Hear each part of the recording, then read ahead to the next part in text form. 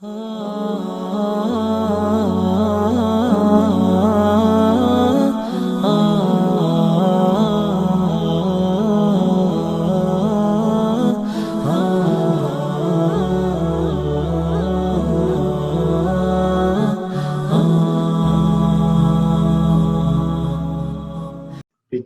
dan jasad kita agar bisa fokus mendengarkan butiran ilmu dan hikmah dari guru-guru kita.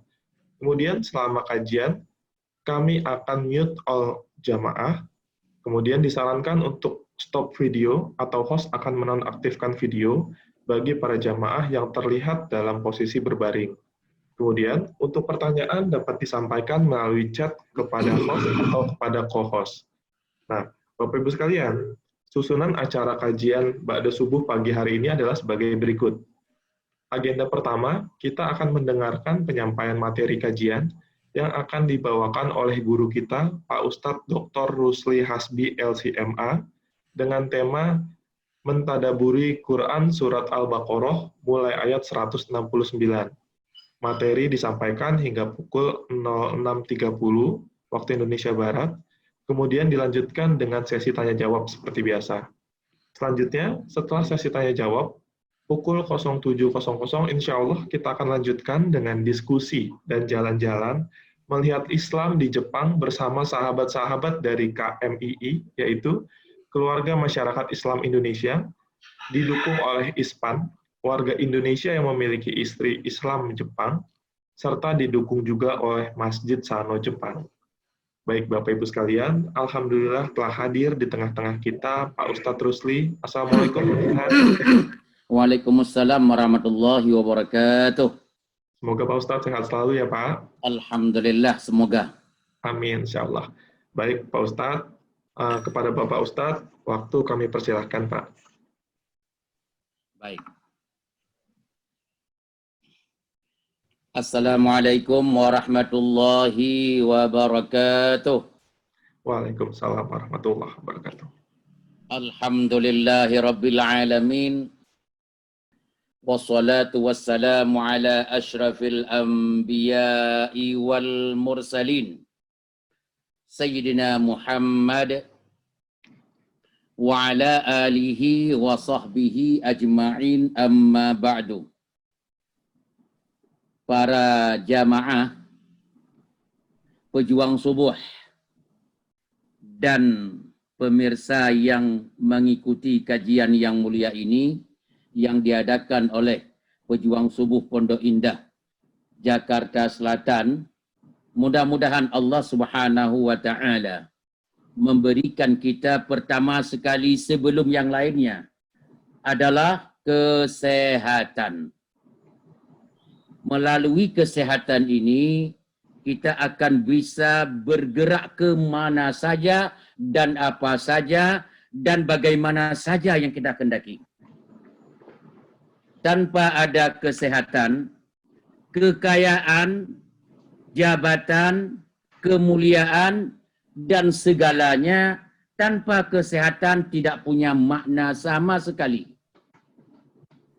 Di kesehatanlah, disitulah kita sebenarnya terhormat, dimulai dari kesehatan kita yang prima.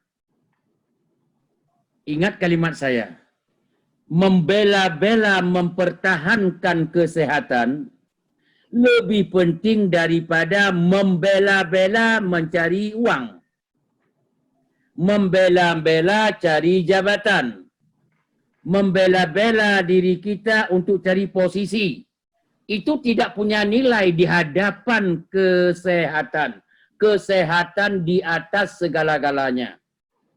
Kalau bahasa saya katakan, lebih mulia orang yang sehat tapi miskin, tidak punya jabatan, tidak terhormat dalam masyarakat tapi dia sehat, dibanding dengan orang sakit tapi dia punya jabatan tapi tidak, dia sakit tapi jabatannya, kayanya dan segalanya. Untuk apa semuanya itu kalau tidak diberi dengan sehat? Sehat di atas segala-galanya.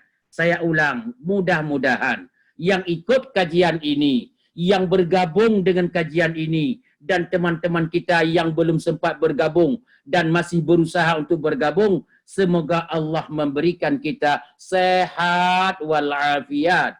Amin. Amin. Amin. Ya, kita mulai sekarang. Ini sangat penting. Di mana-mana saya cerita, ini saya mulai kalimat ini. Karena orang sibuk mencari uang tanpa menjaga kesehatan. Orang banyak mencari jabatan tanpa menjaga kesehatan. Mencari dunia tanpa memikirkan kesehatan. Jawabannya, kalau tidak sehat semua yang Anda pikirkan itu tidak ada arti dan tidak punya nilai. Ayo kita semua saling mendoakan, mudah-mudahan kita semua sehat walafiat. Allahumma amin. Allahumma amin. Allahumma amin. Kita mulai kajian kita pada hari ini, hari Ahad, tanggal 21 Juni 2020, di kajian subuh Pondok Indah Jakarta Selatan, yang kita adakan lewat Zoom, yaitu kita mulai yang tulisannya ayat 169 surat Al-Baqarah. Ayat itu sangat kaitan eratnya dengan satu ayat sebelumnya, yaitu 168. Kita mulai ulang satu ayat, kemudian untuk kita tempelkan ayat kedua. Supaya masuk ke ayat yang kedua, harus kita ulang sedikit ayat 168. A'udzu billahi minasyaitonir rajim. Ya ayyuhalladzina amanu ya ayyuhan nasu kulu mimma fil ardi halalan thayyiba. Wahai manusia, panggilannya manusia bukan orang beriman. Ini umum manusia, muslim dan non-muslim Allah panggil. Hai manusia, kulu mimma fil ardi halalan thayyiba. Biasakan hidup mencari rezeki harus halal dan thayyib rezeki itu. Tidak kepada orang Islam saja ajakan ini, juga kepada non-muslim. Non-muslim pun diajak oleh Allah Subhanahu wa ta'ala untuk mencari harta di dunia yang halalan thayyiban. Kalau non-muslim saja diajak seperti itu, apalagi orang Islam. Kalimat halalan thayyiban, ya, halalan dalam pandangan Allah, thayyiban pandangan manusia. Orang non-muslim pun bisa mengatakan, ini adalah harta baik, ini adalah harta haram. Mereka tahu itu. Makanya Allah mengajak semua manusia untuk mencari rezeki yang halalan thayyiban. Jangan coba-coba mencari rezeki di luar jalur itu. Tidak orang Islam, tidak orang non-muslim. Kenapa? Karena pengaruhnya ada dua unsur. Menghancurkan diri Anda dan keluarga, dan menghancurkan orang masyarakat yang ada di sekitar Anda, di dalam negara Anda. Kalau begitu, usaha yang halalan thayyiban berarti Anda lagi menjaga keselamatan Anda dan keluarga, dan menjaga masyarakat dan rakyat Anda yang berada di bawah Anda dan sekitar Anda. Itulah poinnya. Tanda-tanda di sini maknanya, tanda-tanda orang baik yang menjaga dua unsur cari rezeki itu. Kalau dua unsur rezeki itu tidak kita perhatikan, camkanlah Anda orang tidak baik dan dikutuk oleh Allah dan dikutuk oleh masyarakat sekitarnya. Sekitar Anda. Itu poin. Makanya orang yang mulia bukan orang yang kaya banyak harta. Tapi orang yang mulia, harta yang ada itu halalan thayyiban. Sudah, itu satu. Wala tattabi'u khutuwati syaitan. Jangan kamu biasakan mendengar bisikan hawa nafsu dan setan. Jangan ikut. Kalau hawa nafsu dan setan itu memang tidak melihat halalan thayyiban. Yang penting sikut menyikut. Injak menginjak. Peras memeras. Tanpa ada sedikit pun hati kemanusiaan itu tidak pernah digunakan. Baik di jalan-jalan terjadi ataupun di perdagangan transaksi jual beli, atau di kantor-kantor, atau di pemerintahan swasta, atau dalam organisasi swasta, atau di pemerintahan resmi. Itu semua tanpa memikirkan dua hal itu adalah bisikan setan. Makanya kalau orang bertanya, kita ini ada setan enggak dalam tubuh? Jangan-jangan bukan dalam tubuh kita setan. Kita sudah menjelma menjadi setan dalam mencari rezeki. Wala tattabi'u khutuwatis syaitan. Langkah-langkah setan jangan Anda ikuti. Kenapa? Innahu lakum aduwwum mubin. Setan tidak pernah mengajak kepada keberuntungan dunia akhiratmu. Setan mengajak kepada setiap kehancuran, karena itu setan itu musuh Anda. Kalau begitu, pertanyaan, musuh kita yang paling dekat dengan kita adalah hawa nafsu kita yang dibisik oleh setan. Itu musuh yang paling kuat. Kalau begitu, kesimpulan sementara di sini ayat 168, kita ulang. Pertama, wajib kita berusaha mencari harta halalan thayyiban. Tidak umat Islam, tidak non-muslim, sama ajakan itu. Satu. Kenapa? Karena kalau halalan thayyiban kita lakukan, kita ini namanya penyelamat. Penyelamat kita dan keluarga, penyelamat bangsa. Tapi kalau ini tidak kita indahkan halalan thayyiban, kita ini jangan kita klaim kita ini penyelamat. Kita sebenarnya pembawa virus lebih bahaya daripada virus corona untuk menghancurkan umat. Karena harta yang kita cari tidak pernah halalan thayyiban. Kemudian ujungnya setan tidak tinggal diam, terus menggoda kita untuk mencari harta, memperbanyak tanpa melihat halalan thayyiban itu. Itu setan. Setan yang paling besar adalah hawa nafsu yang kita miliki. Musuh kita bukan di luar, rupanya musuh kita di dalam tubuh kita sendiri. Yang menghancurkan kita dalam tubuh kita sendiri, yaitu apa? Setan. Setan itu adalah musuh bebuyutan, karena setan tidak pernah mengajak kepada kebaikan. Baru kita masuk ayat 169. Innama ya'murukum bisu'i wal fahsya. Yang namanya setan, hawa nafsu, setan hawa nafsu, ya'murukum mengajak Anda bisu'i wal fahsya, untuk melakukan sesuatu yang tidak baik, yang bertentangan dengan norma akhlak, norma moral, bertentangan dengan agama, moral, akhlak, budi pekerti yang luhur, bertentangan dengan itu. Setan ke situ mengarahkan kita. Dan dia setan mengajak kepada melakukan al-fahsya, mungkar, maksiat. Itu setan.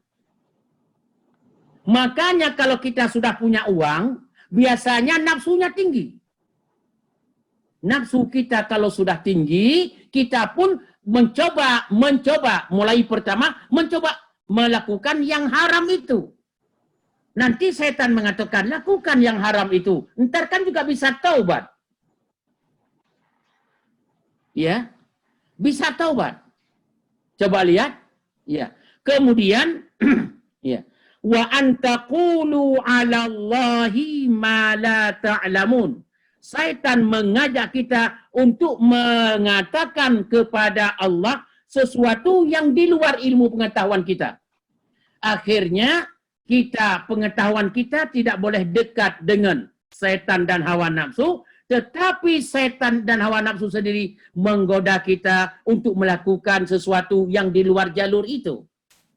Ingat kalimat, ini penutup. Kalau kita ingin terbisik sesuatu, melakukan hal yang tidak baik, baik menyangkut dengan kenegaraan, menyangkut dengan perusahaan, menyangkut dengan kekeluargaan, menyangkut dengan agama, dengan politik, dengan sosial, dengan budaya, yang bertentangan dengan agama, camkanlah Anda sedang bersama setan. Kalau sudah begitu, caranya istighfar, baca a'udzubillahi minasyaitonirrajim, kemudian tarik diri, jangan ikutin itu. Ya, itu ayat 169. Kita ini kajian ya istilahnya karena kita ini nanti jangan sampai nggak sempat kita ke Jepang, kita harus ke Jepang hari ini nih. Jadi kita singkat secara umum saja. Ayat 170. Semuanya melihat Quran atau ada terjemahan.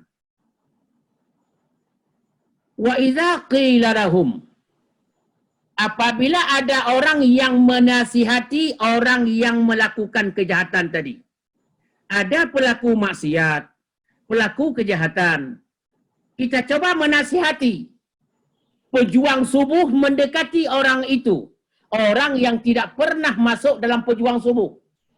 Karena dia sudah termasuk dalam, sudah digoda hawa nafsu dengan semuanya, kita coba nasihati. Wa idza qila lahum, kalau ada orang yang menasihati mereka, yang sedang jatuh dalam hawa nafsu, ittabi'u ma anzalallah. Bapak, Ibu, ayo kembali ke jalan yang benar.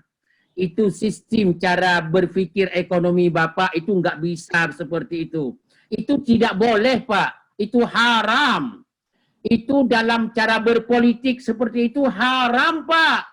Ibu, haram. Itu cara begitu haram, tidak boleh, Bapak, Ibu. Kalau ada yang menasihati itu, apa responnya? Qalu, mereka membalas, bal nattabi'u ma alfaina alaihi aba'ana. Dari dulu sudah begini cara mencari ekonomi. Kalau kita jujur-jujur saja ini nggak dapat apa-apa. Nah, ini modelnya. Orang dari dulu mereka sudah bertahun-tahun korupsi. Saya baru mulai, kok dilarang? Orang lain sudah 5 kali masuk DPR, MPR ganti, gonta-ganti, terpilih terus. Padahal dia koruptor. Saya baru masuk tahun ini terpilih menjadi DPR. Masa dilarang untuk korupsi? Dan orang itu semua alasan, itu suara setan, itu suara nafsu yang betul-betul bukan nafsu lagi, sudah setan memang. Kalau dalam agama begini, Pak, itu tidak boleh, itu khurafat, itu bid'ah, ini tidak boleh, Bapak, begini. Contoh saya katakan, ada satu daerah, ada golok besar, dia disimpan bertahun-tahun, sudah 7 keturunan. Setiap tahun dia cuci golok itu dan dia minum airnya. Kita coba nasihati, dia bilang apa? Ini kan keturunan dari dulu, sudah turun-temurun. Nattabi'u, kami ikuti, ma alfaina alaihi aba'ana, apa yang telah turun-temurun dulu. Kamu baru kemarin tahu, baru lahir, udah ngelarang.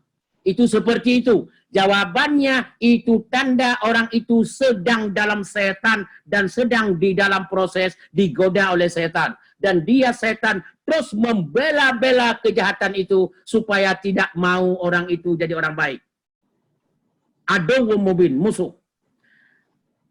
Awalau kana aba'uhum, meskipun bapak mereka itu, keturunan bubuyut mereka dulu, la yaqiluna syai'an, tidak paham air golok yang dia minum itu. Air golok yang dia simpan itu, dia tidak paham. Wala yahtadun, dan tidak pernah mendapat hidayah dari dulu. Kalau begitu, kenapa Anda ikut orang-orang dulu, yang orang dulu itu nyata-nyata salah. Jawabannya, wajib keluar dari kesalahan itu. Kalau mau masuk surga Allah. Tapi itu sudah turun-temurun. Mereka tidak, Allah mengatakan tidak. Kenapa Anda mengatakan tidak seperti itu? Kalau begitu, mempertahankan tradisi budaya yang bertentangan dengan agama Allah, ini adalah bisikan setan yang wajib kita tinggalkan, yang disebut di dalam surat Al-Baqarah ayat 169, dan sampai ayat 170. Ayat 171. Wa masalul ladzina kafaru. Ya. Orang-orang yang tadi berkecimpung mendengar bisikan setan, lama-lama kufur dia.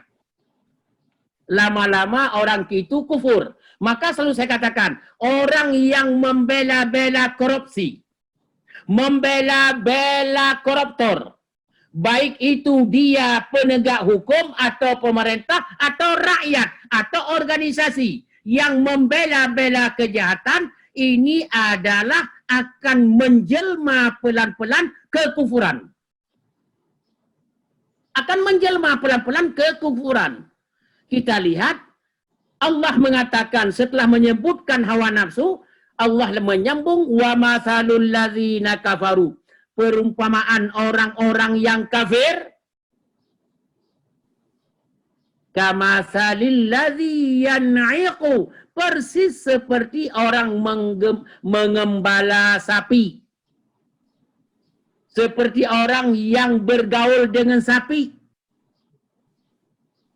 Bima la yasma'u illa du'a.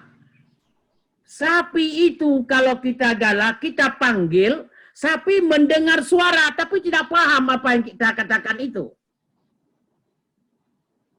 Kalau kita teriak sapi untuk keluar dari kebun kita, lari dia karena dia tahu suara. Tapi tidak paham apa yang kita katakan. Begitulah orang yang mengikuti hawa nafsu. Dia budak pada saat itu. Dia mendengar ajakan ulama untuk kembali kepada kebaikan, mendengar ajakan-ajakan tokoh-tokoh agama untuk kembali kepada kebenaran, tapi dia mendengar suara, tidak memahami apa yang dia ucapkan oleh ulama itu. Ini persis sapi.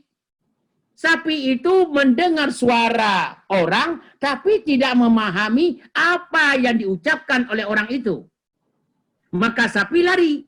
Coba sapi lagi kita teriak-teriak, dia lari sapi. Kita bilang ke kanan, dia nggak tahu kanan itu. Kita bilang ke kiri, nggak tahu kiri. Coba kalau ada anjing di tengah jalan, Anda teriak.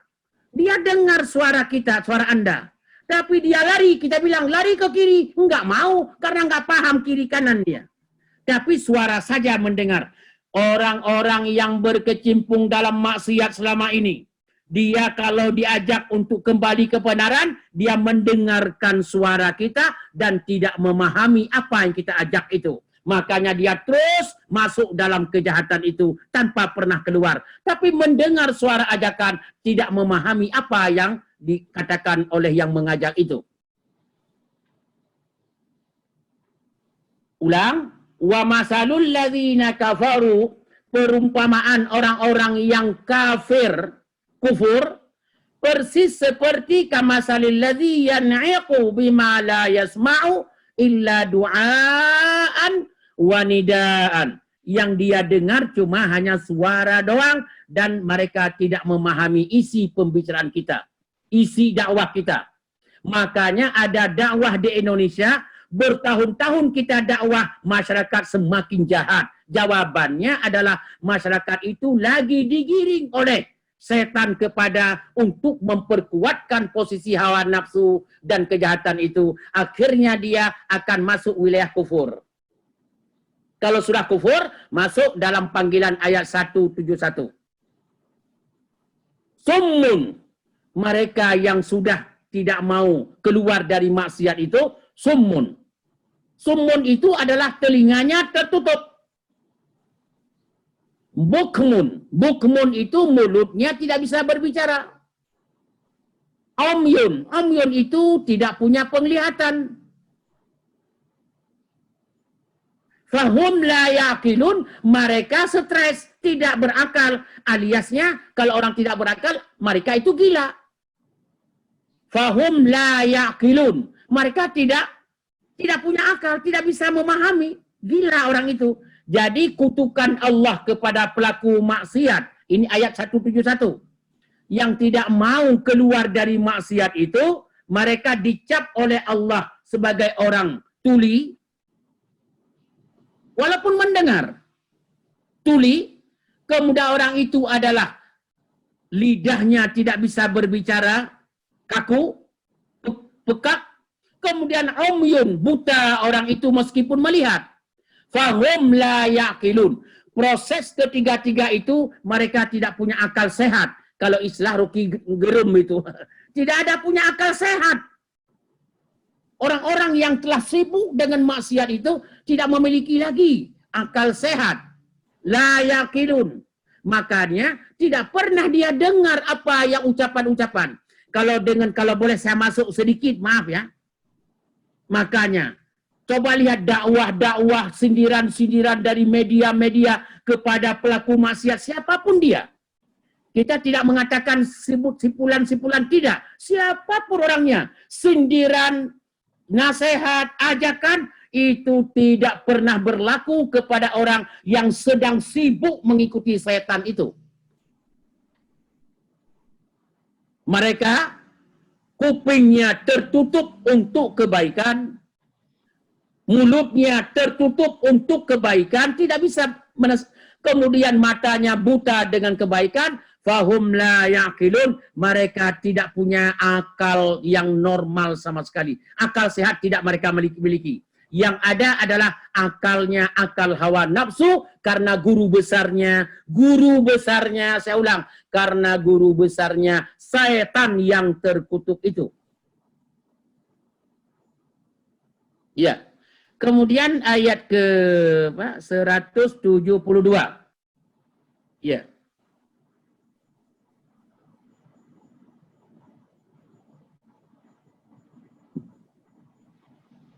Ayat 172.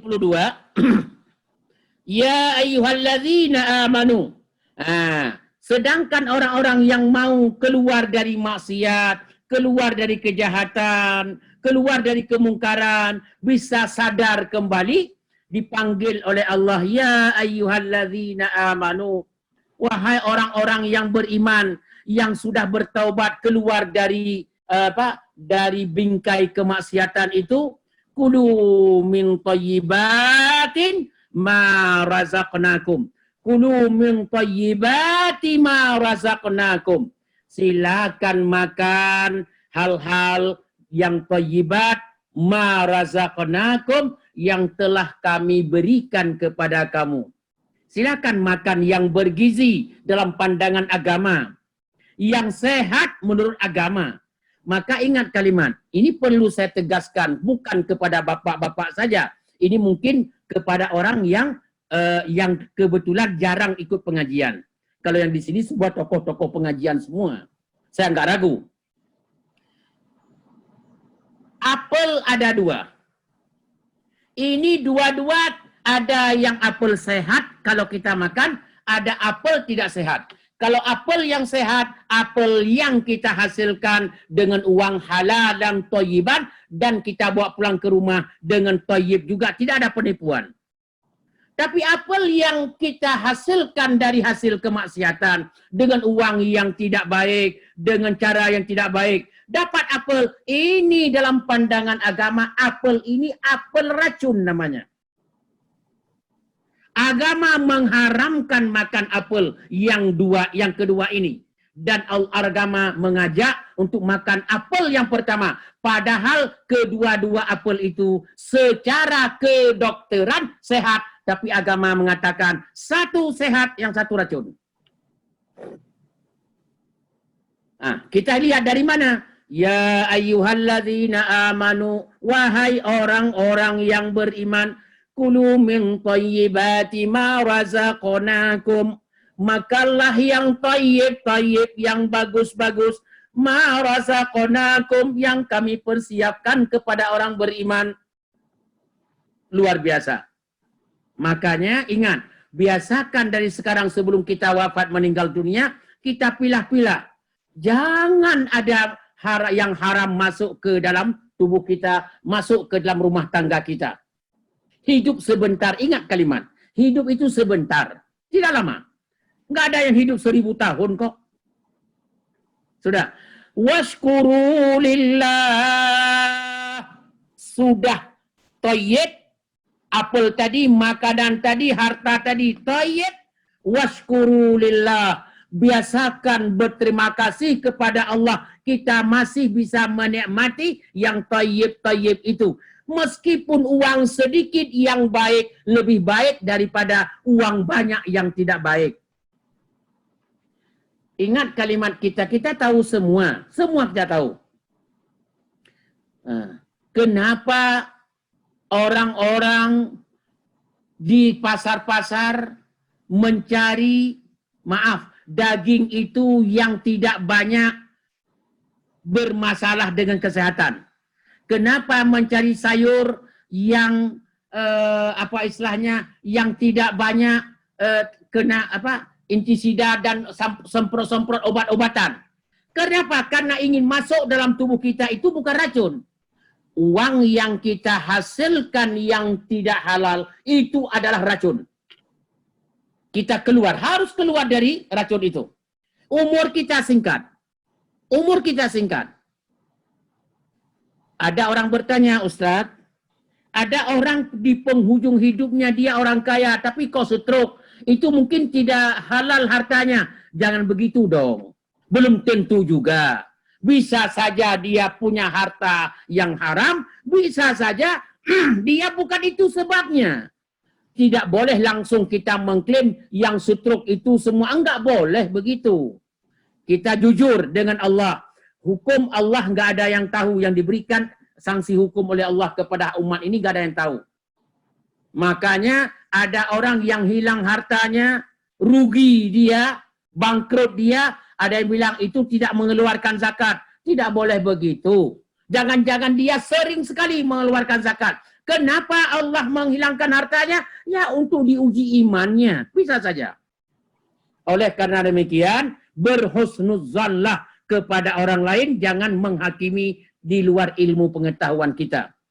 Ulang lagi, harta yang haram itu harta yang tidak sehat. Itu harta yang tidak sehat. Nggak usah kita tinggalkan kepada anak kita. Dan mereka tidak akan sehat juga nanti. Secara agama begini, ini main agama, tapi agak dalam sedikit ya. Harta yang umpamanya saya ini bekerja di sebuah lembaga. Lembaga pemerintah atau lembaga swasta. Saya korupsi banyak sekali. 50% harta yang saya dapat itu korupsi. Jawabannya kalau saya meninggal dunia, harta korupsi itu harta saya? Jawabannya Allah mengatakan, bukan hartamu, itu harta rakyat. Harta itu boleh enggak diambil oleh anak saya? Harta warisan. Haram diambil oleh anakmu. Harta itu diambil oleh anakmu. Harta itu dosa. Itu maling anak-anakmu juga diwarisi dengan harta nyolong. Jawabannya bahwa sebelum kita meninggal dunia tidak ada harta yang kita tinggalkan kepada anak kita kecuali yang thayyib, halalan thayyiban. Usahakan itu. Oleh karena demikian, ingat kalimat, ya, washkuru lillah, bersyukurlah kepada Allah tentang kita masih sehat, ada harta, walaupun sedikit, tapi halalan thayyiban. In kuntum iyyahu ta'budun, kalau memang kalian masih percaya kepada Allah, masih menyembah Allah, tetapi kalau Anda sudah tidak lagi percaya sama Allah, sudah percaya sama nafsu dan setan, tidak lagi menyembah Allah, sudah menyembah patung berhala, nafsu dan setan hidup di dunia ini, kalau orang begitu, lanjutkan perjuangan maksiatmu itu, hari akhirat jangan menyesal.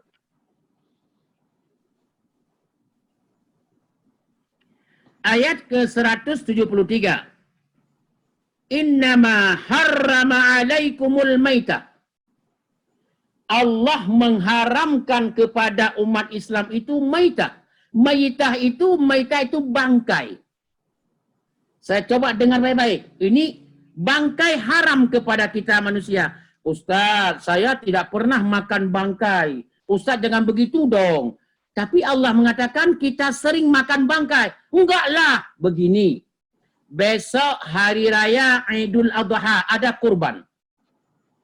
Dengar baik. Penyembelihnya ambil pisau yang tidak tajam. Akhirnya disembeli. Tidak putus leher sapi itu. Karena leher sapi kan ada yang tebal kulitnya itu. Tidak putus. Akhirnya gonta-ganti pisau. Dalam sebagian mazhab Syafi'i mengatakan itu sudah jadi bangkai itu. Jangan kalau begitu tidak memahami cara penyembelihan daging kurban. Yang tadinya daging kurban itu halalan thayyiban. Tiba-tiba karena prosesnya salah, caranya salah, tidak sejajar dengan, tidak sesuai dengan agama, akhirnya daging itu menjadi bangkai. Innama harrama alaikumul maitah. Bangkai itu haram kita makan. Ini contoh kecil. Contoh kecil. Saya tahun kemarin, saya tidak menyebutkan di masjid di mana. Saya dikirim foto, video lucu-lucu. Ada masjid yang menyembelih kurban pada Idul Adha. Saya di Mekah pada saat itu. Lucu-lucu. Disembelih 3-4 kali gonta-ganti pisau, masih setengah putus, belum putus habis lehernya. Kemudian diasah lagi 5 menit, sapinya dipegang terus, sudah itu dipotong lagi. Jawabannya, itu model-model begitu itu beberapa ulama mengatakan itu sudah jadi bangkai binatang itu. Bukan lagi sembelih Islam.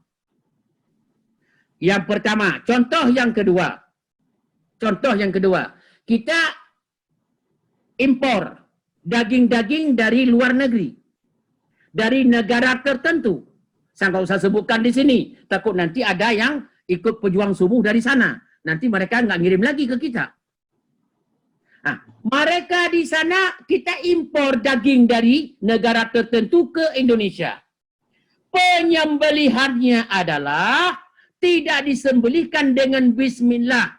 Tidak disembelihkan sesuai dengan anjuran agama Allah. Jawabannya itu bukan daging, itu bangkai yang dikirim.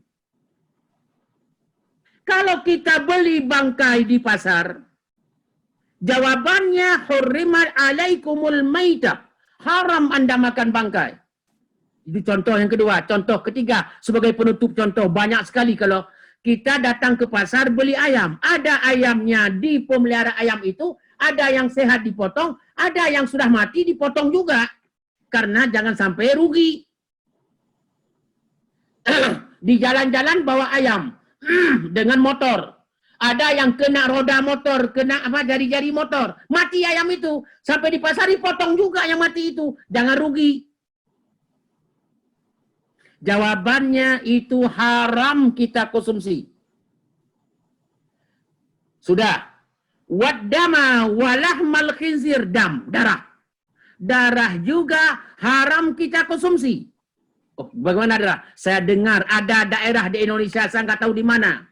Ada kalau musim sembelih, dikumpulkan darah-darah bening itu, kemudian dijemur. Begitu kering, kemudian dipotong-potong, digoreng. Jawabannya darah itu haram Anda makan. Walahmal khinzir, dan daging babi. Daging babi haram Anda makan. Ustaz, saya tidak makan daging babi. Saya masuk ke supermarket, memang ada daging B1, B2. Saya nggak beli yang B2 itu. Di sampingnya, saya yang sebelah sini. Saya beli daging sapi. Jawabannya, parang golok yang digunakan untuk daging babi dipakai untuk daging sapi. Jawabannya kan itu juga namanya. Kita restoran bisa dijual daging anjing, daging babi, daging sapi, daging kambing.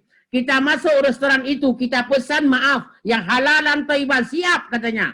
Tapi periuknya, sendoknya, piringnya, tangan yang memegangnya, semuanya itu adalah sudah masuk ke dalam yang halal, dari haram itu sudah masuk ke halal. Jawabannya, itu juga Allah katakan haram Anda konsumsi. Kalau begitu, kita untuk umat Islam tidak boleh masuk restoran yang ada makanan yang haram. meskipun kita minta makanan halal.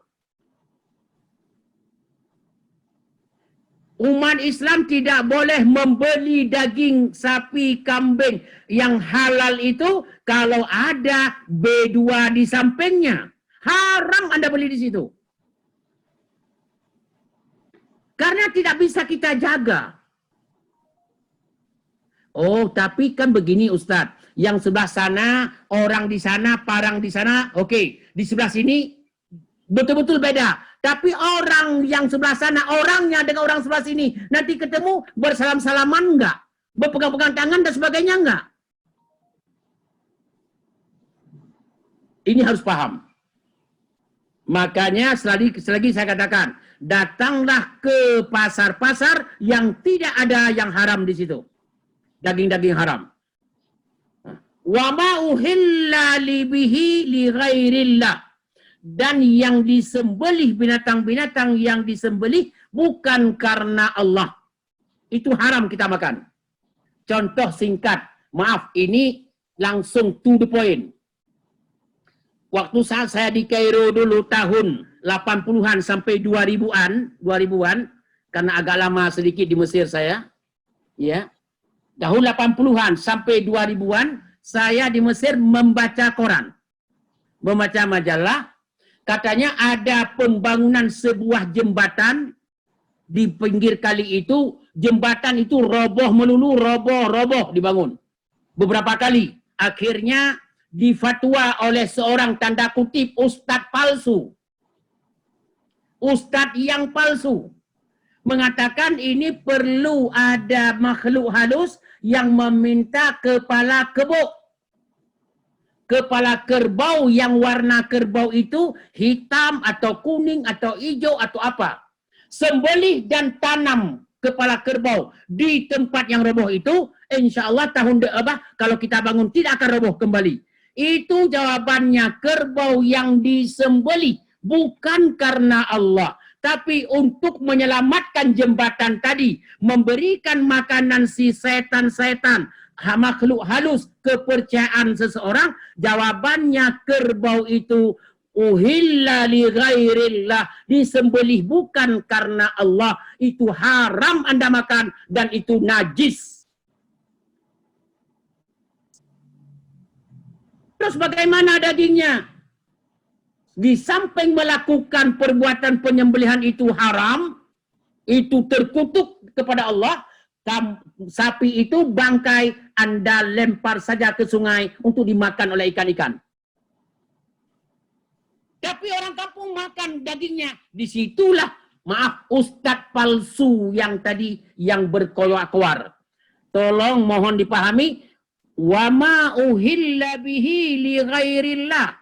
Dan yang disembelih, binatang-binatang yang disembelih bukan karena Allah. Haram Anda makan. Famanitturra ghaira baghin wala adin fala itsma alaihi. Kalau dalam keadaan darurat, betul-betul tidak ada lagi makanan di situ kecuali bangkai yang ada. Kalau Anda tidak makannya, Anda meninggal dunia. Nah, itu boleh Anda makan. Kalau begitu kan ada orang kampung yang perlu daging. Kan orang kampung ada setahun 2 tahun ini nggak pernah makan daging. Kita kasih sama mereka aja. Jawabannya mereka tidak akan mati tanpa daging. Itu haram Anda berikan kepada mereka.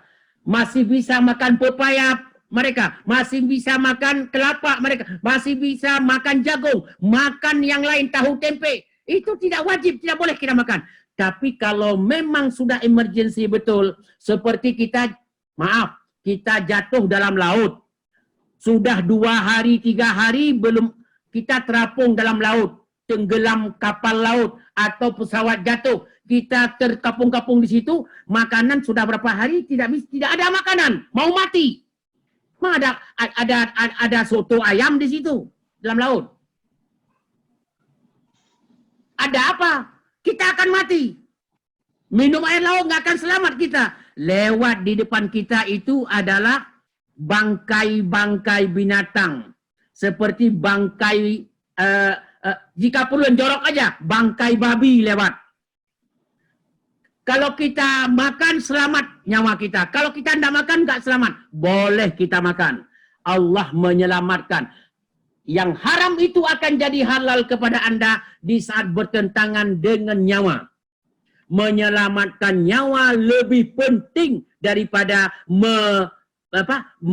menyelamatkan halal haram itu. Ya, sudah. Innallaha ghafurur rahim. Memang makan daging babi dalam laut itu haram, tapi untuk menyelamatkan nyawa itu diperbolehkan dan dosa kita dimaafkan oleh Allah Subhanahu wa taala. Pemaparan kita tinggal 10 menit lagi. Tolong Bapak-bapak dan Ibu-ibu 10 menit lagi. Ayat 174. Innal ladzina yaktumuna ma anzalallahu minal kitab wa yashtaruna bihi thamanan qalila ulaika ma ya'kuluna fi butunihim illa an-nar wa la yukallimuhumullahu yawmal qiyamah wa la yuzakkihim wa lahum 'adzabun alim. Orang-orang yang menyembunyikan kebenaran. Ulang kalimat. Orang-orang yang menyembunyikan kebenaran. Dia tahu itu benar, tapi dia sembunyikan. Karena demi menjaga kepentingan dalam negara. Menjaga sosok terhormat dalam sebuah organisasi. Menjaga Bapak Fulan. Jangan sampai dia dipenjara. Jangan sampai begini. Kita sembunyikan yang benar. Itu yaktumuna. Menyembunyikan yang benar. Wa yashtaruna bihi samanan qalila. Orang yang bisa membela kemaksiatan itu dengan menyembunyikan yang benar, ada wani peronya itu. Ada amplop di balik itu, ada amplopnya, ada duitnya. Wa yashtaruna bihi samanan qalila. Jawabannya bagaimana posisi? Umpamanya kita sebutkan hakim-hakim yang membela bukan kebenaran, tapi membela kepentingan. Pemerintah yang sibuk membela kepentingan, bukan kebenaran. Ahli-ahli penegak hukum yang sibuk membela kepentingan. Ulama-ulama yang sudah ulama, tiba-tiba membela kepentingan bukan kebenaran. Hilang pecinya, hilang sorbannya sudah, hilang muruahnya sudah. Orang itu bagaimana? Ma ya'kuluna. Ulaika orang-orang itu ma ya'kuluna fi butunihim illan nar. Itu mereka sedang memasukin neraka jahanam ke dalam perut mereka masing-masing. Itu makan kerak neraka hidupmu itu. Penegak hukum tidak pernah menegak hukum. Yang dia tegak adalah lembaran uang. Pemerintah tidak pernah berjuang menyelamatkan umat, tapi yang dia selamatkan kepentingan. Kepentingan pribadi, kepentingan orang-orang sekitarnya, dan sebagainya. Ulama tidak lagi menjelaskan yang baik, tapi sudah ulama-ulama itu memperjualbelikan agama. Dan diam, di hadapan maksiat itu diam. Seakan-akan nggak ada informasi kepada dia, padahal dia ulama. Jawabannya, ulaika ma ya'kuluna fi butunihim illan nar. Dia sedang masukin dalam perutnya itu kerak neraka jahanam. Ingat, diancam oleh Allah. Bukan hanya sudah ada neraka dalam perutnya, wala yukallimuhumullahu yaumal qiyamah. Di hari akhirat Anda tidak digubris oleh Allah dan dikucilkan oleh Allah, bukan oleh temanmu. Allah mengucilkan Anda di hari kiamat. Tidak mau respon apa permintaan Anda, enggak ada. Anda berteriak, ya Tuhan, aku begini-begini. Saya lagi dipaksakan saya masuk neraka. Ya Tuhan, bantu. Nggak ada yang dengar suaramu itu. Nggak ada yang peduli teriakanmu itu. Kalau sudah begitu, wala yuzakkihim. Anda tidak punya nilai. Tidak punya arti. Ditinggalin oleh Allah Subhanahu wa taala. Walahum azabun alim, yang pantas kepada Anda yang tadi memperjualbelinya ayat-ayat Allah untuk sebuah kepentingan, membela-bela, menafsir-nafsirkan peraturan ini, undang-undang ini ke arah yang Anda ingin mendapat uang, mendapat ketenangan, mendapat posisi. Anda jelas diancam oleh 4 unsur. Unsur yang pertama, Anda diancam dengan Anda sedang memasukkan dalam perut Anda itu adalah neraka jahanam. 1. Yang kedua, Anda wala yukallimuhumullahu yaumal qiyamah. Anda tidak digubris oleh Allah, dibiarkan Anda hancur di hari akhirat oleh Allah Subhanahu wa taala. Wala yuzakkihim, Anda tidak terhormat. Walahum azabun alim, dan di hari akhirat Anda dalam neraka jahanam. Hidup sebentar. Tidak ada kita mau hidup 1000 tahun loh. Anak-anak kita, keluarga kita, setelah kita pergi, mau kita tinggalkan dalam harta yang halal.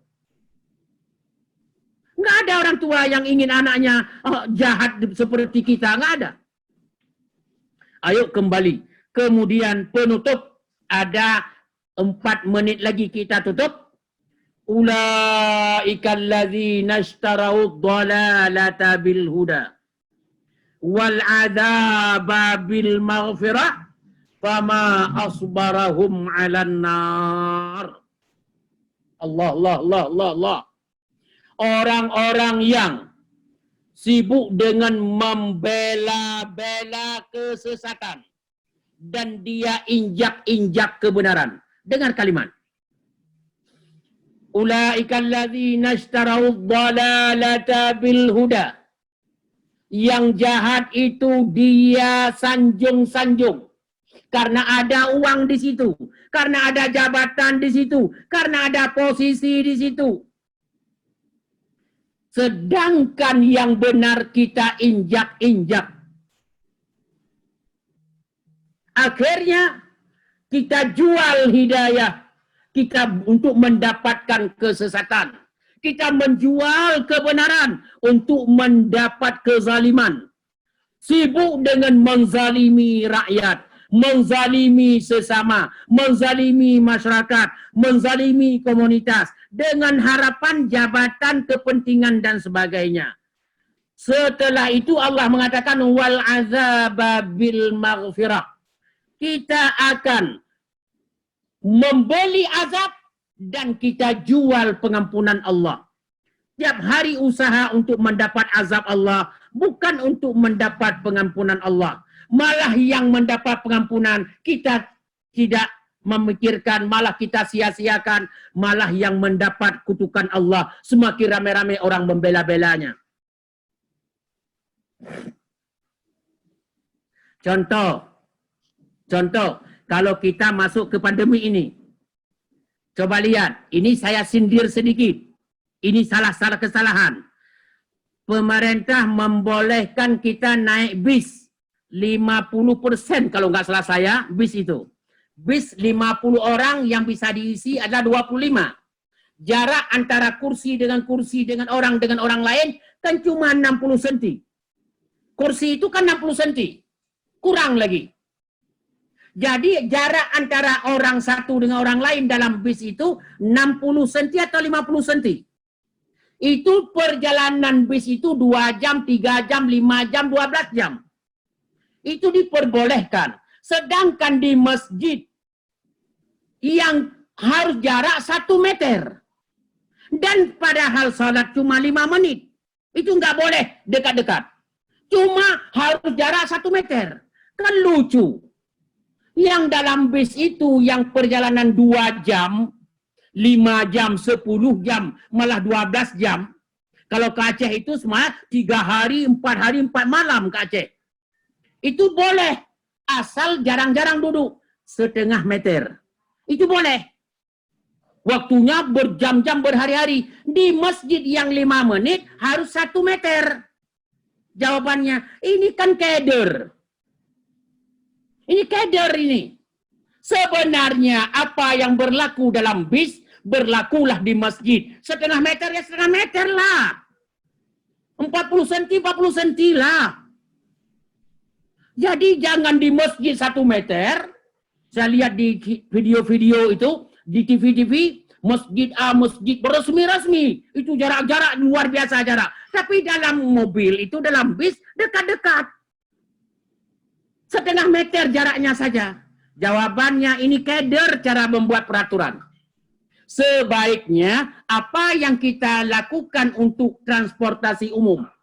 Setengah meter jawab, di dalam masjid juga setengah meter jauhnya. Di pasar pun jual beli orang setengah meter. Tapi kalau kita pergi ke pasar, di depan polisi pun orang dekat-dekatan, nggak ada yang tegur. Nah, ini namanya kelemahan. Jawaban kita adalah, kalau jangan ayat Allah 175, wal adzaba bil maghfirah wad dalalah bil huda. Kita memperjualbelikan, kita jual yang baik, kita jual yang hidayah, kita untuk mendapat kesesatan, kita jual pengampunan untuk mendapat azab Allah Subhanahu wa taala. Ini keder dalam hidup ini. Fama asbarahum 'alan nar. Jawabannya, akankah mampu Anda menghindap dalam neraka jahanam di hari akhirat dengan tingkah lakumu itu? Fama asbarahum 'alan nar. Sanggup enggak sabar dalam neraka nanti? Jawaban penutup, dzalika bi annallaha nazzalal kitaba bil haqq. Allah menurunkan Al-Quran ini untuk kita pegang, pegangan hidup. Wa innal ladzina ikhtalafu fil kitab, kalau kita terus mengobok-obok, berusaha untuk perbedaan dalam sebuah agama, la fi syiqaqin ba'id, akan mengajak kita kepada hancur, dan negara akan bubar, dan negara akan hancur, masyarakat akan hancur. Biasakan kita merajut persatuan, tidak boleh menghancur kiri dan kanan, membuat sesuatu untuk mengajak keselamatan negara, keselamatan bangsa di atas segala-galanya. Insya Allah akan selamat melalui persatuan dan persatuan. Dari mana kita tahu? Kalimat la fi syiqaqim ba'id.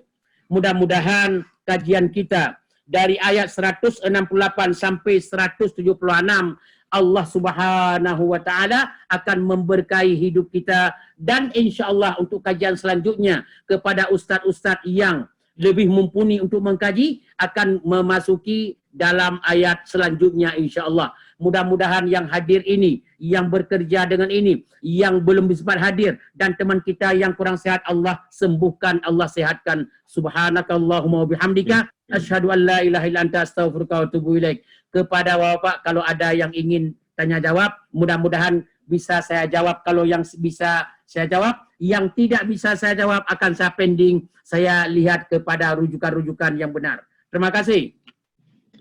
Baik, terima kasih Pak Ustadz atas penyampaian kajiannya. Baik Bapak Ibu sekalian, sebelum kita lanjut ke sesi tanya jawab, izinkanlah saya untuk menyampaikan beberapa pengumuman terlebih dahulu. Baik, pengumumannya adalah kajian kita minggu depan, hari Jumat. Oke, kita makan. Terima kasih. Baik, terima kasih Pak Ustadz atas jawabannya. Kemudian selanjutnya ada dari Ibu Lena Martunus. Assalamualaikum warahmatullahi wabarakatuh. Waalaikumsalam warahmatullahi. Pertanyaannya adalah bagaimana sikap kita untuk menjawab panggilan azan sementara kita sedang ada di dalam kamar mandi? Aduh, keluar sebentar. Jawab dulu, masuk lagi, keluar lagi, bukan. Tidak seperti itu. Kalau kita dalam kamar mandi, bagaimana menjawab azan? Jawabannya masih, kamar mandi ada dua. Ada kamar mandi yang ada WC-nya, ada WC. Itu jangan salah. Kalau kamar mandi tidak ada WC, itu boleh jawaban azannya. Tapi kalau ada WC, itu tidak boleh. Oleh karena demikian, hukum jawab azan itu bukan wajib tapi sunat. Nah, jadi kalau dalam kamar mandi yang tidak ada WC, boleh kita jawab. Tapi kalau yang ada WC-nya, mohon tidak menjawabnya. Dan karena azan itu sunat. Ya. Terima kasih. Allah Ta'ala alam. Baik, terima kasih Pak Ustadz. Pak Fadian, mohon izin, masih ada waktu Pak untuk pertanyaan selanjutnya?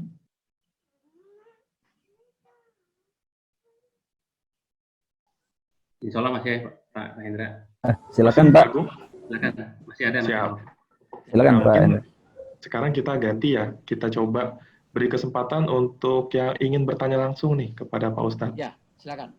Mungkin ada yang Bapak Ibu sekalian yang sedang videonya hidup, ingin Tadi, bertanya, raise Pak hand. Supena mungkin saya unmute ya. Ada Baik, raise Pak hand. Supena. Assalamualaikum Pak Ustadz. Waalaikumsalam, Pak Sona, sehat. Mohon izin dari DKM Al-Hikmah Pondok Gede. Iya, Masya Allah, jauh banget ini, Masya Allah. Mohon izin untuk bertanya bagaimana menjaga kondisi yang senantiasa halalan thayyiban Pak Ustadz. Jazakumullah. Itu aja, Pak Supena. Ya, itu aja Pak Ustadz. Terima kasih. Terima kasih Pak Supena. Selamat bergabung. Kita mudah-mudahan Bapak ini Masya Allah, tabarakallah, Allah jaga Bapak dan keluarga. Amin, amin, insyaallah. Bagaimana kita mensikapi dan menjaga tentang halalan thayyiban ini terus di dalam hidup ini?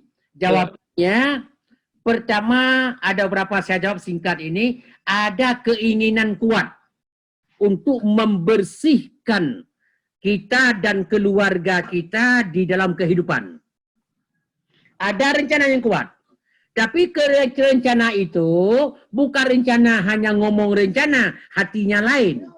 Tapi betul-betul rencana. Lewat rencana itu sudah sikap, artinya sudah komit dengan ingin membersihkan diri kita dan keluarga kita dari yang haram, akhirnya kita selalu berusaha komit itu kita wujudkan.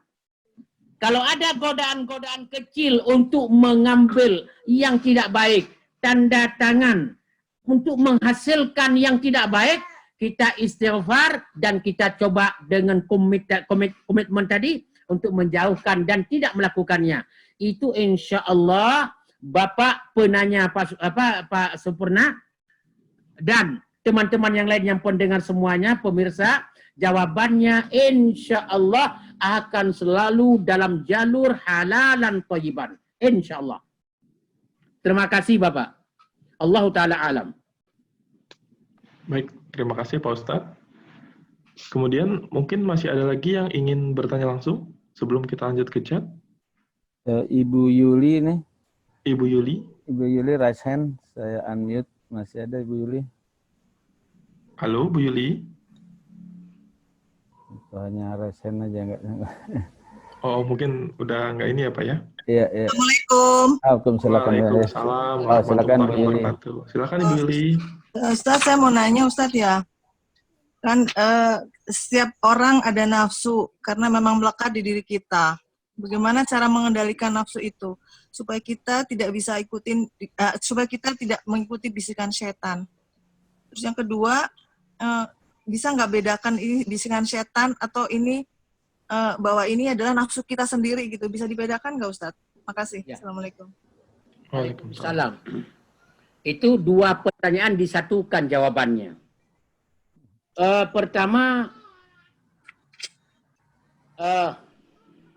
tadi setan itu dia memang tugasnya kalau tanda kutip mengacau kehidupan kita.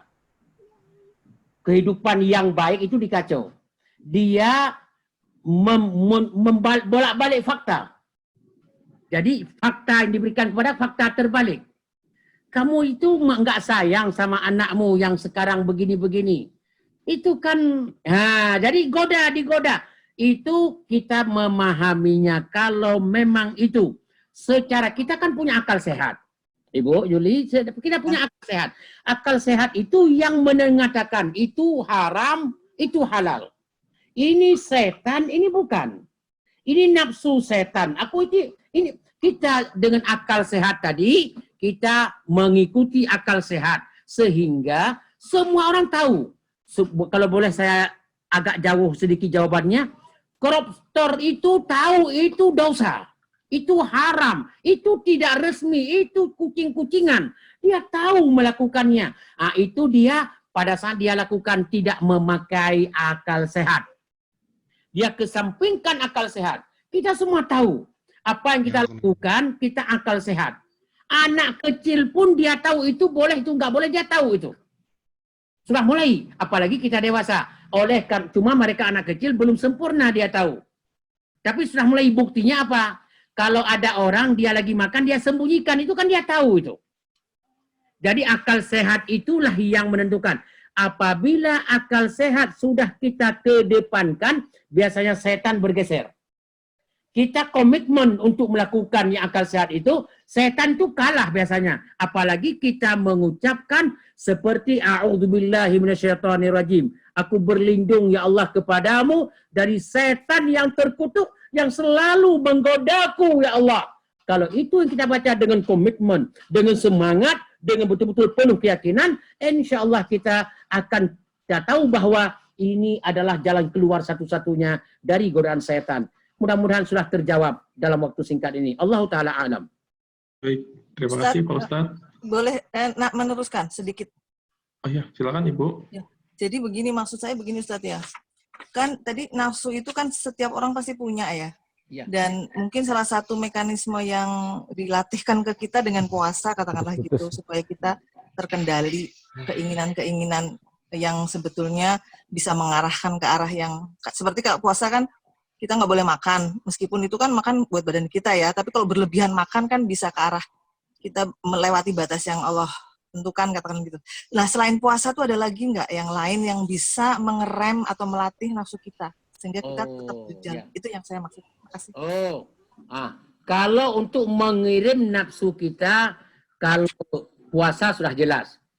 Kemudian kalau ini banyak sekali. Salah satunya juga tambahan dari puasa tadi, mata kita tidak boleh melihat kepada kelebihan orang lain yang diharamkan oleh Allah. Ada kelebihan orang lain, ibu sama ibu jalan.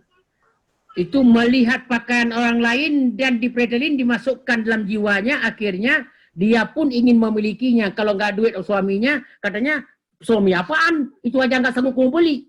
Kamu tanggung jawab dong, akan ke situ pelan-pelan. Nah, jadi tutup mata dengan seperti itu hal salah satu untuk menjaga, membatasi hawa nafsu. Kemudian yang kedua, bergaul dengan orang yang tidak banyak hawa nafsu. Yang pamer, wah, kiri, ke kanan, yang jalan-jalan, asal buang-buang. Jadi kita mengurangi itu. Itu juga salah satu mengurangi hawa nafsu. Itu banyak sekali, termasuk salah satu kalau boleh saya katakan, maaf Bu, belanja di supermarket gede-gede itu akan terikut hawa nafsu. Ada sesuatu yang tidak sebenarnya nggak perlu kita beli. Kita tadinya bawa duit untuk beli minyak goreng 1 liter, bawa duit 100.000. Tapi karena kami masuk rumah sakit, masuk ke supermarket, di sana kelihatan yang lainnya. Padahal roti itu tidak butuh. Cuma hanya ikut hawa nafsu aja, di rumah sudah ada makan. Cuma hanya iseng aja. Jadi mengikuti pelan-pelan, walaupun halal ya. Tapi ikutin, terikut. Akhirnya 100.000 tadi, ludeslah. Padahal kalau kita beli tadi minyak goreng. Lucunya lagi, habis duit 100.000, minyak goreng tidak terbeli. Oleh karena demikian, ini salah satu, jangan kita bergaul dengan orang-orang yang mewah-mewah. Ataupun kalau kecuali untuk dakwah. Jangan kita datang ke daerah-daerah yang mewah-mewah, kecuali ada tujuan dakwah.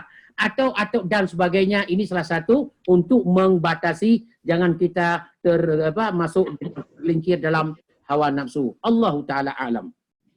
Nah, terima kasih Ustadz. Sama-sama. Baik. Terima kasih Pak Ustadz, terima kasih Bu Yuli atas pertanyaannya. Kemudian selanjutnya ada pertanyaan dari Pak Irwan. Silakan Pak Irwan. Ya, makasih Pak Indra, Pak Fadir, terima kasih. Assalamualaikum Pak Ustadz. Waalaikumsalam, Pak Wan. Waalaikumsalam. Ya, hanya menanya sedikit Pak, ini tadi ayat yang kita bahas di ayat 173 Pak Ustadz, Ya. yang inna ma'aha Roma. Kalau dari terjemahannya Pak, ini kan sesungguhnya Allah hanya mengharamkan atasmu bangkai, darah daging babi dan daging hewan yang disembelih dengan menyebut nama selain Allah. Yang saya pertanyakan untuk tafsirnya Pak, apakah ini bisa ditafsirkan bahwa di luar kategori ini halal Pak? Karena kan kalau ngelihat dari terjemahannya kan hanya mengharamkan ABCD gitu Pak ya.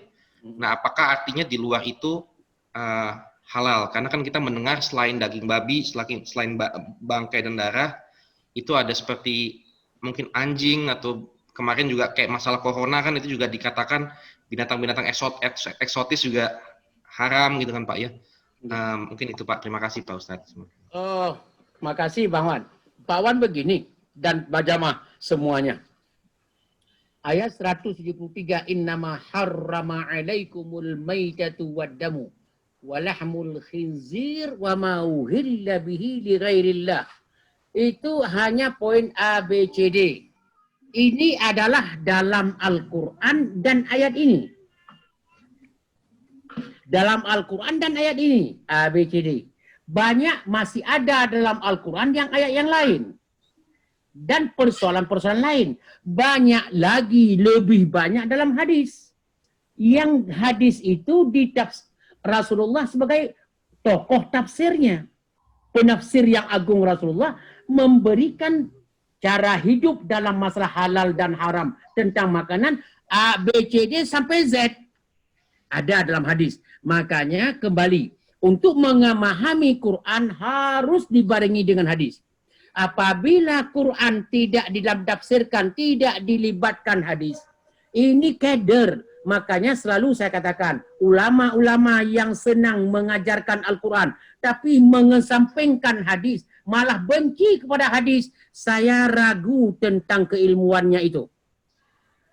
Jadi dalam hadis itu banyak sekali. Contoh, apakah kelelawar itu haram? Hal kan begitu. Ya, kalau ngomong corona tadi, apakah? Seperti anjing nggak ada di sini, ular nggak ada di sini kan? Ya. Jadi anjing itu apakah kalau disebutkan daging babi berarti daging anjing boleh? Nah, cukup nih. Ini informasi harus ditafsirkan oleh Rasulullah. Kita rujuk kepada kitab-kitab hadis. Makanya semua yang disampaikan dalam Al-Quran belum bisa diamalkan secara secara literlek, secara hitam putih, tapi perlu dukungan dari hadis dan penterjemahan aplikasi hadis itu sendiri, dan banyak ijtihad ulama berdasarkan isyarat-isyarat dalam hadis dalam Al-Quran untuk menentukan halal haramnya sebuah makanan atau lainnya. Allah Ta'ala alam. Makasih. Baik. Terima kasih Pak Ustadz, Pak Hendra, Pak Fadian, terima kasih. Baik, terima kasih kembali Pak Irwan atas pertanyaannya. Baik, Pak Fadian, mohon izin, apakah kita bisa lanjut ke pertanyaan? Ustadz masih ada waktu atau ini masih ada satu lagi? Jadwal udah jam 7. Kalau saya nggak kemana-mana Pak Fadian. Nggak, mau ikut ya ke Silakan. Pak, jangan kemana-mana. Ini ada Ibu Opo nih. Silakan Bu. Ya, silakan Ibu Opo. Ibu Opo. Udah saya unmute, Ibu yang termute sendiri. Silakan Bu. Ya, Silakan Bu. mohon di unmute dulu Ibu. Ibu belum di unmute sendiri Bu, ada yang ditekan di bawah. Ibu pakai handphone atau pakai laptop? Nggak kedengaran suaranya. Nah, silakan Bu. Pakai Silakan diulang pertanyaannya Bu, silakan Bu. Kayak Baik. semuanya. Ya, Pak. Silakan Ibu. Sudah, Pak. Terima kasih, Pak. Oh, udah, oke. Ya, terima kasih. Mungkin ada pertanyaan lain. Oh, baik. Terima kasih, Ibu. Oke, baik. Selanjutnya kita ke pertanyaan yang ada di chat lagi. Ini, balik lagi nih, Pak Ustadz. Tadi kan kita udah ngebahas ada daging ayam, daging sapi gitu ya, Pak Ustadz. Ini ada pertanyaan dari Pak Edi Sulaksono. Assalamualaikum warahmatullahi wabarakatuh. Bagaimana dengan makan ikan yang kebanyakan di pasar tanpa baca bismillah waktu menyembelih? Malah caranya kepala ikan hanya diketok pakai golok. Nah, mungkin ini biar lengkap nih Pak Ustadz. Daging ayam, sapi, sama ikan nih pertanyaannya. Iya. Terima kasih Pak Edi. Ini Pak Edi yang mana? Ustadz Edi jangan-jangan ini. Ya, terima kasih. Begini, yang perlu disembelih itu yang memang perlu disembelih. Kalau ikan itu tidak ada disembelih. Ikan itu jangankan ikan hidup diambil, ya, ikan mati dalam laut aja, ikan sudah terapung. Umpamanya begini, ada tangki minyak Pertamina dalam laut bocor. Banyak ikan mati. Kan terapung dia ikan itu. Yang terapung itu ada kira-kira ribuan ton. Nah, boleh enggak kita ambil, boleh kita makan, kita jual, kita goreng, boleh. Kalau begitu ikan tidak ada istilah sembelih. Yang mati saja boleh kita makan bangkainya, ikan itu tidak ada bangkainya dia. Jadi walaupun kita bilang bangkai ikan, memang pasar semua bangkai. Satu. Kemudian ikan lele, diketok kepalanya. Nah, itu makanan. Cuma sebaiknya kalau untuk mematikan binatang hidup, seperti apakah diketok di kepala, yang lebih ringan dengan apa? Yang paling cepat matinya. Kalau diketok kepalanya, dia lambat matinya. Itu akan sengsara. Sebaiknya, kalau ikan ini bukan ngajar ya, ini ilmu orang Aceh. Salah satu yang paling cepat, ikan lele itu ditaburkan garam. Itu 1 menit sebelum setengah menit mati dah. Taburkan garam, waktu hidup lele itu langsung lurus dia semuanya. Jadi tidak menyiksakan. Memang tersiksa pasti. Mengeluarkan nyawa itu semua tersiksa. Cuma diperbolehkan. Asal tidak menzalimi. Tapi diketok kepalanya itu kasihan. Dia masih bergerak-gerak semuanya. Ya, terima kasih. Mudah-mudahan sudah terjawab. Baik, terima kasih Pak Ustadz atas jawabannya. Waktunya udah habis ya, Pak. Nanti masih ada pertanyaan, mungkin bisa nanti japri aja ke Pak Ustadz. Ya. Ini juga saya informasikan teman-teman dari Jepang sudah hadir di sini. Pada Pak dari Jepang. Nanto, Pak Profesor Muhammad Aziz, Ketua KMII, juga Pak Rio. Mungkin ditutup saja Ustadz, ditutup dulu, terus nanti kemudian kita buka dengan acara jalan-jalan. Ustadz ikut ya Ustadz ya. Silakan Mas Endra. Baik, Pak Ustadz. Terima kasih Pak Ustadz Rusli atas penyampaian kajiannya pada pagi hari ini. Semoga apa yang Bapak sampaikan bisa semakin menambah iman dan takwa kita semua. Kemudian sebelum kita tutup, ada baiknya kita berdoa dulu kali ya Pak ya. Mohon Pak Rusli untuk bisa membimbing doa penutup pagi hari ini. Sebentar Pak. Termute nampaknya. Ya, sudah Pak. Mohon di-unmute. Ya. Bapak dan Ibu pemirsa, khususnya pejuang subuh dan simpatisan, di mana saja berada. Satu, yang pertama, saya ingin mendoakan semuanya pada sehat. Amin. Yang kedua, sehat kita dan keluarga. Dan sehat teman-teman. Kemudian yang kedua, kita selalu di dalam halalan thayyiban. Umur sebentar, tolong halalan thayyiban. Sebentar umur hidup ini sebentar. Dua, yang ketiga, jangan kita membunuh diri dengan racun yang tidak halal, kita dan keluarga kita dan masa depan kita. Yang keempat, sebagai penutup, kesempatan tidak terulang 2 kali. Apa yang bisa kita kerjakan hari ini untuk kepentingan agama Allah, lakukan secepatnya sebelum kita tutup mata. Apa yang kita bisa berbuat untuk agama Allah, berbuat secepatnya sebelum kita menutup mata. Mari kita berdoa kepada Allah menadahkan. Semoga Allah mendengar dan mengijabahkannya. Alhamdulillah. Wa sallallahu ala sayyidina Muhammad wa alihi wa sahbihi. Allahumma ghfir lana dhunubana ya Allah. Wa israfana fi amrina ya Allah. Wa thabbit aqdamana wansurna 'alal qaumil kafirin. Ya Allah, irhamna fa anta bina rahim. Wa la tu'adzibna ya Allah wa anta 'alaina qadir. Ya Allah, ultuh bina fi ma jarat bihil maqadir. Ya Allah, penyakit yang sedang masih ada wabah ini ya Allah, yang masih merajalela ini ya Allah, cabutkan secepatnya dari negara kami dan dari dunia ini ya Allah. Rasul-Mu mengajak kami untuk membaca 3 kali doa ini. Semoga Engkau perkenankan untuk menolak bala ini ya Allah. Bismillahilladzi la yadurru ma'asmihi syai'un fil ardi wala fis sama' wa huwas sami'ul alim. Bismillahilladzi la yadurru ma'asmihi syai'un fil ardi wala fis sama' wa huwas sami'ul alim. Bismillahilladzi la yadurru ma'asmihi syai'un fil ardi wala fis sama' wa huwas sami'ul alim. Allahumma kshif 'annal 'adzab inna mu'minun. Allahumma kshif 'annal 'adzab inna mu'minun. Allahumma kshif 'annal 'adzab inna mu'minun. Ya Allah, angkatlah penyakit ini secepatnya ya Allah. Kami beriman kepadamu. Angkatkan ya Allah penyakit ini secepatnya dari bumi ini ya Allah. Kami masih beriman kepadamu. Kami beriman ya Allah kepadamu. Angkat penyakit ini secepatnya ya Rabbal Alamin. Selamatkan kami ya Allah. Supaya kami kembali normal, bertemu sesama teman. Ingin bergabung, ingin tatap muka, ingin saling share dan doa. Saling bertemu ya Allah. Sebelum kami wafat ini ya Allah. Secepatnya Engkau perkenankan doa ini ya Rabbal Alamin.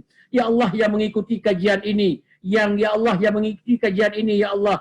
Sehatkan badannya ya Allah, keluarganya ya Allah, berikan mereka dan kami ini atas jalan yang baik, halalan thayyiban, dan jauhkan ya Allah godaan syaitan yang terkutuk dan nafsu-nafsu dari hidup kami ya Rabbal Alamin. Berikan kami nafsu yang normal yang baik, nafsu yang mendapat berkah ya Rabbal Alamin. Wa sallallahu ala sayyidina Muhammad wa ala alihi wa sahbihi ajma'in walhamdulillahi rabbil alamin. Mohon dimaafkan, saya tutup dulu sebelum kita masuk ke yang lain. Mohon dimaafkan kalau ada kekurangan. Wassalamualaikum warahmatullahi wabarakatuh. Waalaikumsalam warahmatullahi wabarakatuh. ويبلغ سعد إلى منتهى